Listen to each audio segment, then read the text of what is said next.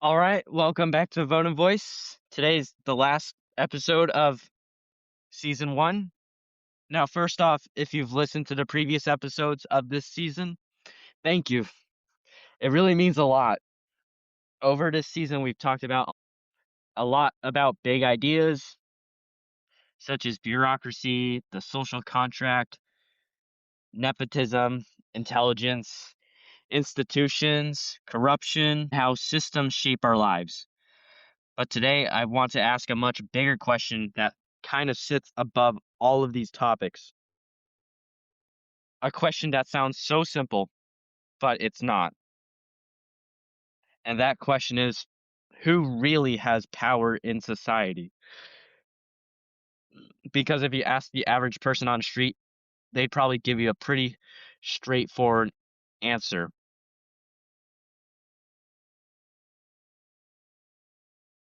They might be the president, or billionaires, or corporations, or maybe even the government. And those answers aren't completely wrong, but they're also not completely right. Because the truth is, power in modern society is layered. It's not just one person sitting a throne to pressing buttons like they're playing a giant game of determining the future of civilization.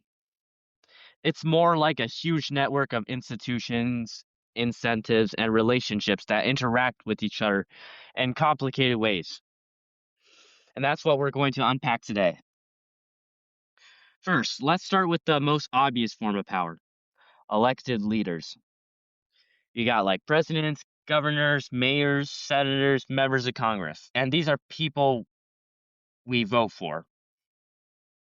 And yes, sometimes prime minister and other people, in a sense where it's like a representative democracy. We vote for these people who make these laws. So yes, they pass laws, they sign executive orders, they appoint judges, they speak to the public, and they represent the country internationally. And yes, sometimes centralized leadership in certain forms of these governments can differ. And on paper, they have huge authority over the federal governments of their countries, but they don't run everything themselves. Like, just think about the United States, for example. Their federal government has millions of employees, like from even the executive branch alone. And in another episode, we'll talk more about like the deep state conspiracy theory. We'll definitely talk more about the executive branch part. But yeah, it's millions. And no one person knows everything of resources to influence government decisions. It's more, yeah, just like we said, it's more like a network, which brings us to the next layer of power, and that's bureaucracy. And if you listen to the earlier bureaucracy episode, you already know this. They are the agencies, department, and administrative structures that actually implement policies. So we have Congress passing a law, but then the agency writes the regulations. A president signs an order, but career officials decide how it's interpreted. So, in many ways, bureaucracies are like the operating system of government. Politicians change, elections happen, but the administrative structure continues. And that continuity is both useful and controversial. It can be useful because it provides stability, but it can be controversial because it raises an uncomfortable question. When we think of if bureaucracies carry out the details of policy, then how much influence do they have over what those policies become? And that's where debates about administrative power start. Now let's add another layer: corporations and economic power. Because in modern societies, governments are not the only powerful institutions. And sure, like many world corporations have control over enormous resources and they employ millions of people. They can influence technology, mass media, the infrastructure, and global supply chains. I mean, some companies have more revenues larger than the GDP of small, even medium countries. And no, this is based off of facts. You can check what a company's is worth and compare it to their current some microstates GDP. That's just basic economics. And with economic power can come political influence. And yes, some companies can lobby governments and industries can push for regulations that benefit them. But then we have executives that move between the private sector and the public office. And this is called the revolving door. It's one of those reasons political scientists talk about networks of influence rather than isolated actors. But there's still something we're missing that's important to bring up, and it's based off of cultural power. When you think about the media, you got journalists, influencers, entertainers, and cultural figures that shape how people perceive reality. They influence what issues people talk about, what stories dominate public conversation, what ideas feel acceptable or unacceptable in society. And in the age of social media, this dynamic has become even more intense. Information moves faster than ever. Narratives can spread globally in minutes. Public opinion can shift rapidly. So if you're asking who has power, you can't ignore the power to shape perception, because perception can shape politics. So now let's talk about another interesting layer: elite networks. This is where things get a little more subtle. In every society, certain groups of people tend to occupy positions of influence across multiple institutions, as they might come from some similar educational backgrounds. They might attend similar universities we have, and they might sit on overlapping boards, advisory panels, or policy organizations. And over time, these connections can create informal networks, not secret conspiracies.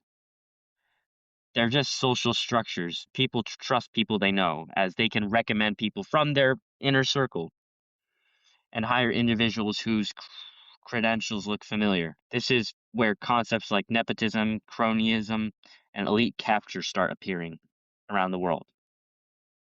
Again, it doesn't mean they can make every decision or every decision is corrupt, but it does show how influence can circulate with certain groups. Now, here's where the conversation gets interesting.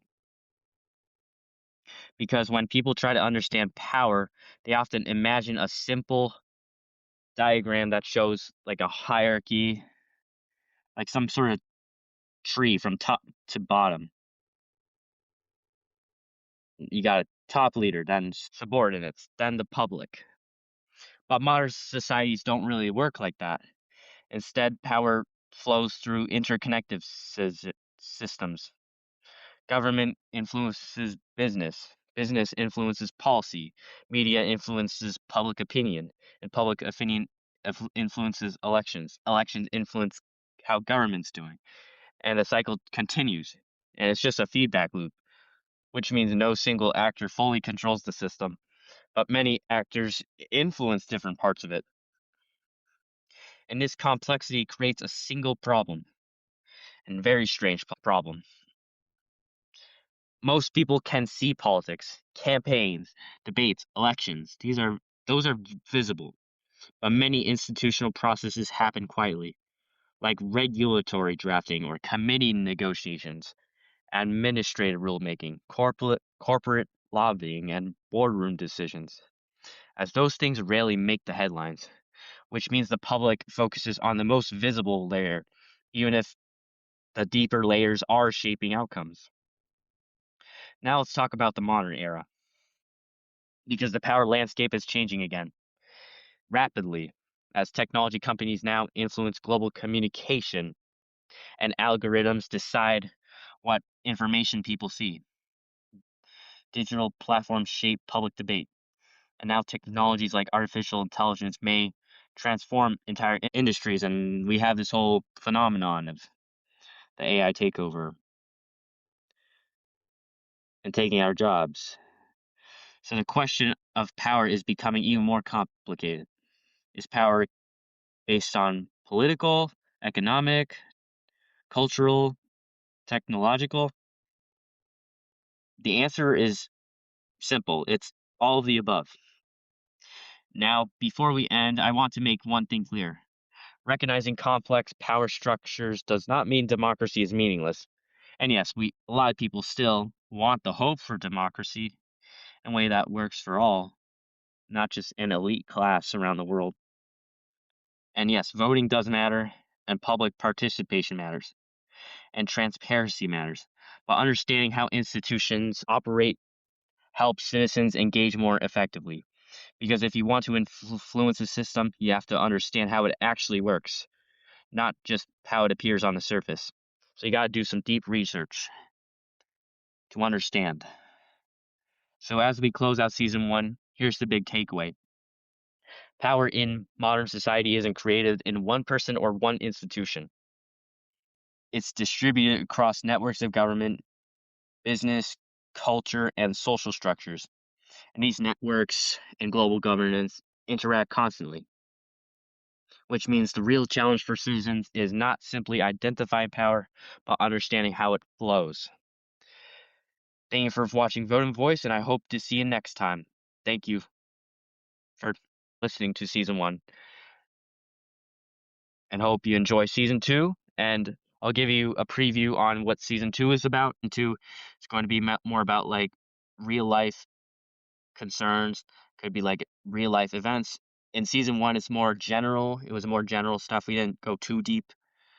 But in season 2, we are going to go more deep and use real life examples. And yes, some of these maybe current events. I hope to see you in season 2, and it will start around April. Thank you.